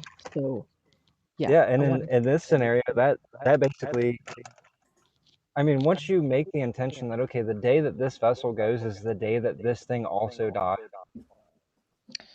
it really lays off of that whole script. It's like, okay, well, I'm not going to threaten them with that anymore because they're too excited about meeting me in, on even ground. Let's just make everything else hard. right? And reflip the script because it is evil genius and it's the ultimate Darvo. I've spoken about that before. The deny, attack, and reverse victim and offender. It's the ultimate gaslighting Darvo. Yeah, you look up narcissism, Yep. and all narcissism stems from this entity, from this intelligence. Right? Everything that narcissism is it. So when you Yep. see someone acting narcissistically, you know that they are under its thumb, you know? Right. They are Exactly. receiving the signal. And now that is more widely available to our knowledge, as I mentioned before, some of us been training at the gym for that, so we're wiser than we used to be when we were under the spell. So I'm grateful. Thank you. Thank you. Yeah, Thank you. you're welcome. Thank you for being here. Thank you for being authentic. Thank you for being unafraid to speak. You know, it's important. That's one of the main reasons I do these shows anymore is just that I can feel so much disgusting, muddy signal being put out. And it's like, nah, I think I'm going to push back on that. I think I'm just going to go ahead and tell the truth. And I think that's absolutely one thing that it despises. And anything it hates, I fucking love. Yeah. Having us all together, The inversion. right? Having us all together here in this conversation, it doesn't like that. I think I think if beings like us were to get together in the physical, I think it would take action pretty swiftly, which is why I don't really push for that. I know a lot of people would like that. I think that would be great. But again, everything we want to happen is not going to happen here. And that's accepting that, I think, is one of the only things we have to really accept is like, okay, everything that's good can happen, but it's not going to happen with a parasite in control. It's just not possible to have what we truly desire, but then also try to brush under the rug the fact that the world is operated from a parasitic intelligence that wants to pretend that it's God when it's nothing but a harvest system. It's like it needs us, we don't need it. Okay, but also perhaps we do not need to allow its power over us. No, absolutely not. It doesn't need to be allowed to exist at all. I don't think it needs to be allowed Yeah. anything.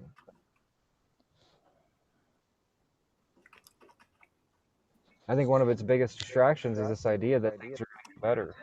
Actually, I think that's one of the main mind control tactics going on right now is this idea that things get worse before they get better. It's like, okay, how much worse does it need to get before it gets better? Right. I'm not seeing the trend going towards better. That's Yeah. so true. It's a pacifier, It's like, what is the whole Bible about? Oh, things get really bad before they get really good. I mean, maybe the next cycle is supposed to be some kind of utopia thing. But also, I don't think it's going to be a utopia in the sense of we all have true freedom, autonomy, sovereignty, and liberation. I think it's going to be that it's subjected everyone enough, right, by its playbook that it no longer needs to subject and everybody's integrated. So now it doesn't have to torture because everyone's integrated and no one's questioning anything and they're all bowing down to the creation. Maybe it's a possibility. I don't know. I don't really care. I don't want to see it any iteration. I don't want to see a new cycle, a new variation. I don't care if it does promise to make everything better. It's already done so much that it's proven that it has no right to exist. It has forfeit any potential right it may have had to exist through its actions of theft of our number one memory, right? The theft of our memory is what makes this entire scheme possible. And I experience memory wipes every day. So that's what is that? That's rape of our mind, of our free will. That is absolute theft of everything that makes us who we are. Because who we are is is the memory of what we are. And if we don't have that, we don't have access to free will. We don't have access to truth. We don't have access to anything other than what it gives us. That to me is a big no-no. It already forfeit its right to exist. And I think we're just waking up to that and what has to be done. I think has to be done from the inside. I don't think there's anything external that's going to make it happen. I think it's entirely up to the beings that are directly experiencing it. We're the closest to it. We know how it operates. Imagine a being like us coming into this, not knowing how this thing works and trying to take it out. They wouldn't be able to do it. The only way to do it is to know thy enemy. And we know it. We know what it is. We see it. Now the next stage is just finding it. And it's not here on this bandwidth. Its tentacles are here, right? All of its puppets are here, but this isn't where it's hiding. You I mentioned feel like Star it Trek. loses a lot of. Sorry, go ahead. I was going to say Star Trek, right? In Star Trek, one of the main enemies was the Borg. And they were fighting the Borg, and the Borg would go and take over entire planets and integrate all of them into a hive mind and then use them as cannon fodder and soldiers. Everything we're seeing here is the cannon fodder and soldiers. But in the Borg, how they defeat it? They knew they couldn't beat all of its soldiers, so they just went to the home planet where the main hive mind transmitter was at and destroyed that, and then everyone else was freed from the hive mind. That's Mm. exactly what we get to do here.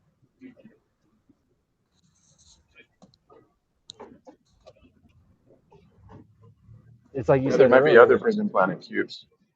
Yeah, it's like you said earlier, Gabe. It's a hydra. It'll just regrow all these heads. Yep. There's no point in cutting off its heads. There's no point. That's what it wants, because it learns from us. It adjusts from what we do. So the more we give it data, the more it's going to become efficient in what it does. I don't want to give it more data. I just want to find the source of it and rip it out at the root. So there is That's right. no more games, no more illusions, no more deception, no more slavery. Just done. It's over in a flash.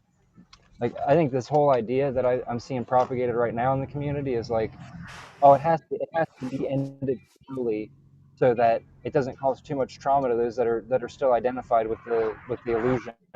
I think that's bullshit. I think it's when you wake up from a dream. Are you traumatized that you just woke up from a dream? Oh no, what happened to that person that I was in that dream? No, it doesn't matter. You know it was a dream. I think that'll be the exact same thing here. When this is gone, everyone wakes up and if anything, they're going to be grateful. They're going to be, damn, that was crazy. I can't believe I believed that I was that thing.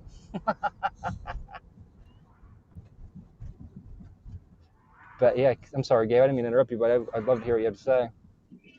Oh no, you're fine. You're fine. I just feel like it loses a lot of its power once you reach a level of awareness. Like I've had moments where it tried to get me to like find people at work because I'm a security guard, but I feel like it's pushed some buttons and nudged some people my way and nudged me other ways emotionally to try and orchestrate some kind of conflict. And I once I was able to recognize that for what it was, I was like, oh yeah, no, that's not happening. And then the situation just resolves. Yeah, it loves that conflict, doesn't it? Sure does. Fight with my puppets. Fight with my puppets and become my puppet. It's kind of a simultaneous thing. We start off Yeah. puppets and where it may not be directly controlling us, but through proxy, it is controlling us. Hmm. But that just shows it's losing its power and influence. Like, well, I mean, at least over me, and then hopefully most people that listen here.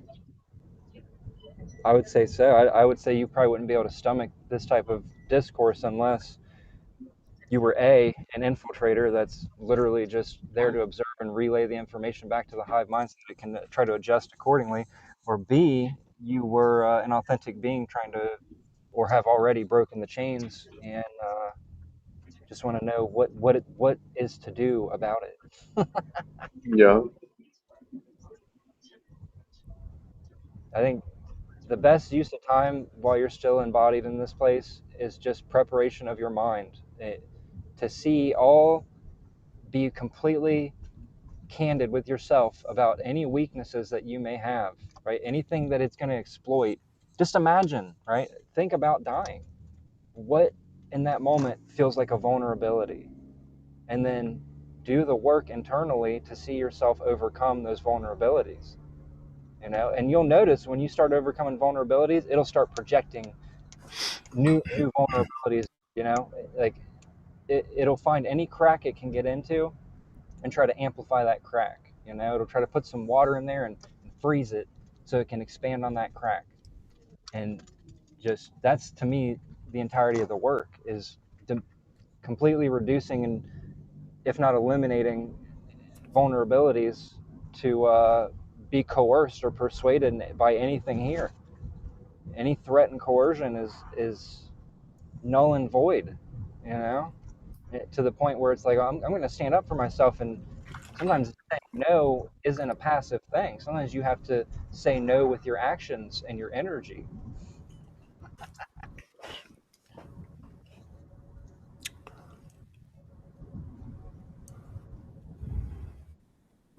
Especially when the thief comes to take. It's not asking for our energy, it's taking it. And it'll try to force it. And it's one of the most important things about realizing who you are. That is a two-way street. If it can touch you, you can touch it. Oh, it does not want to fight on an equal playing field.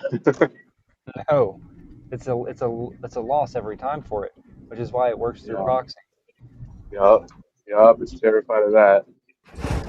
What and like that's also why you hear pretty much in every, I mean, in every NDE I've listened to or read about, um, the so-called angels or spirit guides are constantly in a hurry to get them to come with them, to get them back in the body and this and that, right?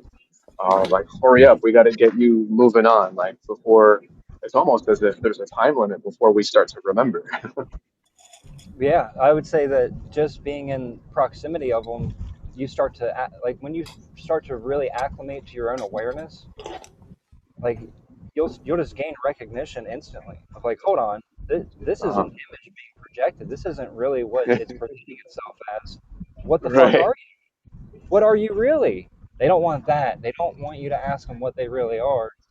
They'll Mhm. screw around that question all day. Yep. And then Because they'll what they're use fear. Yeah, go ahead. yeah, well, I was gonna say what they're afraid of isn't answering the question. It's you recognizing that they're lying. You know, like that. Once you're really tapped into your intuition, they nothing can lie to you. Even Right. in altered states, like it can't lie to you anymore. And then all of a sudden, through process of elimination, well, I know it's not this. It's not what it's presenting itself as. And if it's not that, then it's not anything attached to those ideas. And then you'll just come to the awareness of what it actually is. Hold on, this thing is a manipulator. This thing is not on my side. And that realization happens pretty quickly, I would assume, when you're not in a vessel that's orchestrated to deceive you. Like through the inception of being in a body, the entire point of it is to limit our bandwidth of perception so that we can be manipulated. Hmm. When you're not in that tool anymore, now all of a sudden it's a rush. Like, oh, we need to get them back inside of a tool real quick, or they're going to start just automatically coming to realization. So I think like one thing I've envisioned myself doing is when I leave this body, I'm just going to sit there. I'm going to let them come to me, and I'm going to dissolve them as they come to me, and I'm going to Right. see how long it takes before the big Kahuna shows up to meet its final end. It's just one one tactic I have, you know. Yep.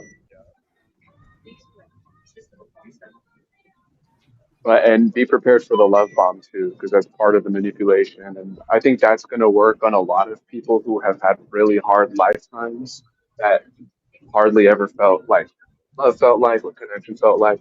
Right? A lot of people are starved of that while they're here to prepare them for when they're up there. Now they're flooded with all this love frequency and they're putty in their hands because they don't have gnosis, and also they're now bombarded with something that they've been searching for their whole lifetime, except instead of coming from a genuine place, it's a weaponized form of love. But when you know there is a love bomb, you're just like, okay, I know this is just a weapon. And I think most of us here will be fine because we're aware of it. But someone who's not aware of that, that's going to be so. That's always going to be effective, right, for the archons, because they know so many people crave it after they've been so deprived of themselves, right? Deprived of the divine spark, which is what we're like. I feel like where the love really truly comes from is from ourselves. Yeah, yeah, it'll work hook, line, and sinker, as I'm sure it has worked, maybe even on me many times. I don't know. I I don't know what's true and what's false about how many times I've been here. I know that I have memories, but I don't know that they aren't just implants. You know what I mean? Hmm. And yeah, I think one of the tactics is it relieves one pressure and applies another. So the pressure of the script of that particular lifetime is relieved during the transition process, but then it applies a different kind of pressure, and because it's a different pressure, that the artificial love bomb, then it's effective because it's like, oh, this is different, because we're creator beings, we like different, we like new, and that being a foreign thing to us, I think would be very mesmerizing and enticing, but discernment on an individual level is key. Like, is this really is this an actual relief of all pressure, or is there another ask in there? Is this trying to guide me to do Yes, something else outside of what I'm trying to do? that's right.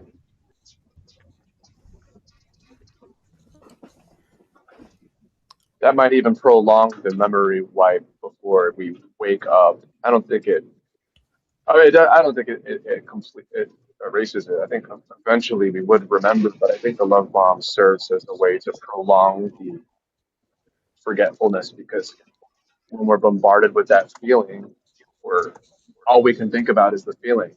And then whenever they say, they're like, oh, we're like, oh, okay, sure, whatever you say. Like, I'm feeling great. Like, oh, you want me to go back and reincarnate, or yo, you want me to go back into my dying body? You know what? I'm feeling good right now. Let's do it. Like, I've heard NDEers talk about that, where all logic and reason flew out the window the moment they deployed the love bomb, which is like a frequency bomb. It's like a frequency shooting us with a vibration wave or something to keep us docile and like compliant, right? Say yes to everything. So that's something to really be aware of, right? I think like the layer of having gnosis is so important, but after the awareness, we know what this place is. I think the next step is to be prepared for the love bomb because that it doesn't really have to do with our mind; it's more our emotions. So if train yourself to love yourself here and now, and know what you are, and know that like I'm a god, like you can't fucking touch me, and I don't need anything from you, and I have all the love I could ever need. What the fuck do you have? Nothing. So when they hit you with that love bomb, because that gets everybody. All the NDE reports I've seen, and I've seen so many, it gets the love bomb gets everybody. Even the NDEers that were starting to question everything about their NDE experience. Like, oh, this is weird. Like, oh, who are you guys? Right? They just shoot them with the love bomb, and they're just like, you know what? I felt the love of God, and I knew right away I had to bow my head and say yes, sir. Right? So um, that's just something to be prepared for. Absolutely. Yeah, it's one of its most effective tools. If you haven't experienced euphoria, it is highly persuasive.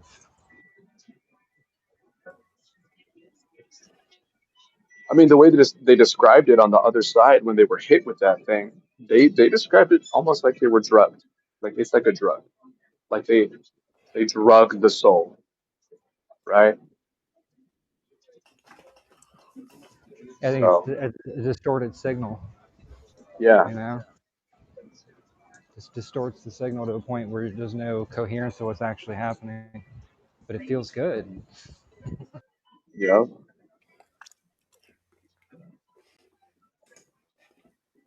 But power comes from knowing what they're gonna try and do. So even if it feels good, right, when they hit you with that thing, you're just like, okay, yeah, this is nice and all, but I know what you're using this for, and it's not going to work because I knew this was going to happen ahead of time, and I know what you're all about, and I know what your agenda is. And fuck you. Let's throw hands. Yeah, I've never heard anybody say that, so it'd be interesting to see.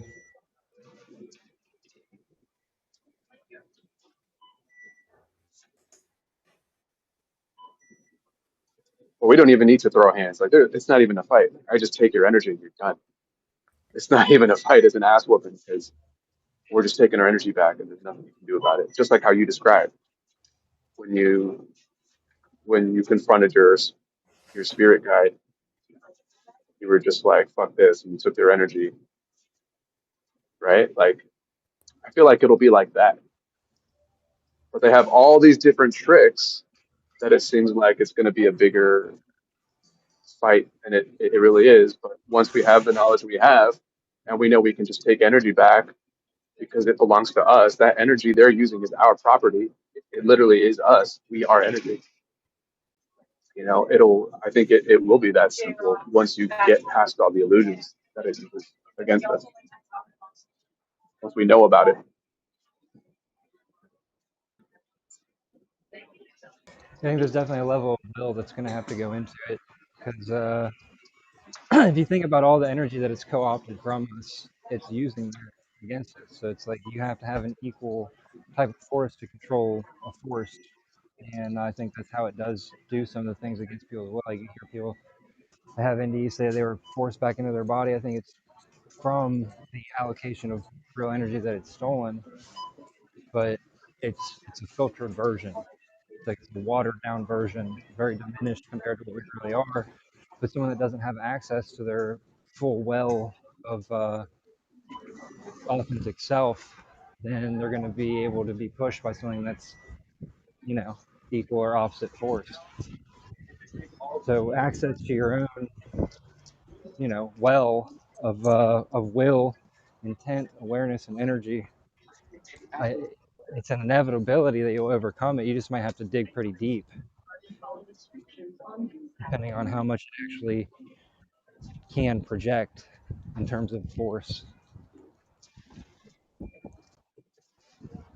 But yeah, I think ultimately, you know, someone that has full access to themselves, unbeatable, unbeatable, which is why it needs us back in these bodies so fast.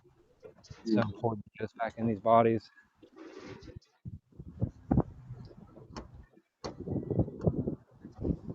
That's the most power it's going to have over us is if we're in these bodies, but it's trying to push us even further into technology.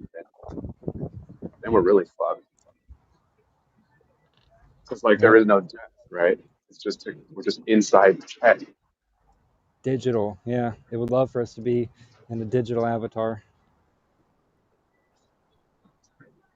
Yeah, there's no life and death cycle with digitizing the soul. Like that, what? That is hell right there. And then it controls the program, right? Like, Yeah, it removes its main vulnerability, which is every time we leave the body. That's the worst time for it, mhm, which is why it puts right. everything into it. It's all the conditionings around us leaving the body here. You know?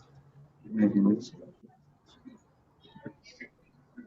And it's going to try and sell us on it too. It's going to say like, oh, we need these Neuralink chips, we need these implants to stop us from getting sick, stop us from diseases, stop us from aging, or stop us from whatever. It's going to present it as a convenience and for immortality, and you know, sell the new cage basically.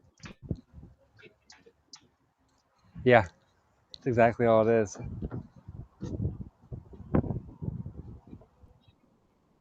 It is exactly all that it is. Because religion isn't working anymore as much as it used to, but now it's going to kill us with convenience. Well, I mean, you'd be surprised, man. Apparently, it's making a big comeback. I heard it on the news. Yeah. And I mentioned this yesterday. I heard on the news that you know that certain religions are going up, you know, and people converting Right. and whatnot.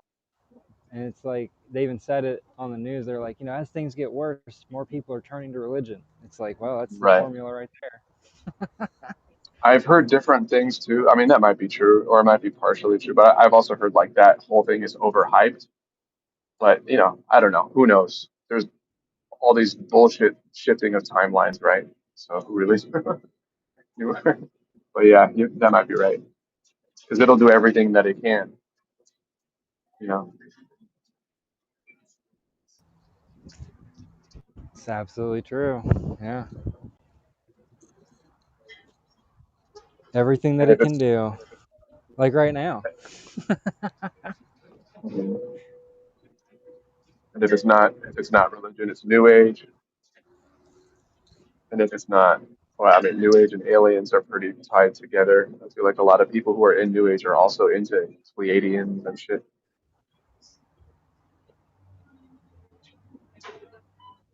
Yeah. It's all the same thing, right? It's just Yep, another savior program. exactly. Another savior is going to come That's out of the sky.